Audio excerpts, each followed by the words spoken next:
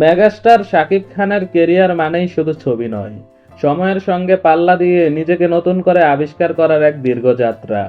আর সেই যাত্রার সামনে এখন যেন একেবারে রীতিমতো ঝাঁপিয়ে পড়ার মুহূর্ত। আসন্ন লাইন আপে তাকালেই বোঝা যায় শাকিব খান এখন আর নিরাপদ গণ্ডিতে হাঁটছেন না। তিনি ঝুঁকি নিচ্ছেন, ভাঙছেন নিজের পুরনো ইমেজ, আর খুঁজছেন ভিন্ন ভিন্ন গল্প, ভিন্ন ভিন্ন সহযাত্রী। এই যাত্রার শুরুটা হচ্ছে প্রিন্স দিয়ে। আবু হায়াত মাহমুদের সঙ্গে এই ছবিতে শাকিব খানকে দেখা যাবে একেবারে স্টাইলিশ ক্ষমতাধর এক চরিত্রে, যেখানে রাজকীয়তা আর আধুনিকতার মিশেল স্পষ্ট। তারপরেই আসে সোলজার।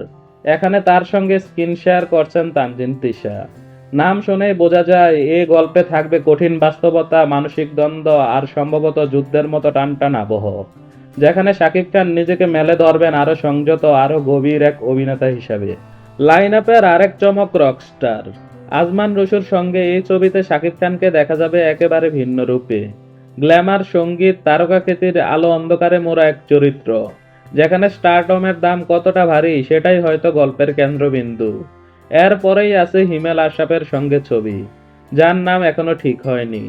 নাম ঠিক না হলেও এই প্রজেক্ট ঘিরে কৌতূহল সবচেয়ে বেশি, কারণ হিমেল আশরাফ মানেই আবেগ, সম্পর্ক আর জীবনের ভাঙা গড়ার গল্প, যেখানে শাকিব খান বরাবরই নিজের সেরা ভার্সনটা বের করে আনতে পছন্দ করেন।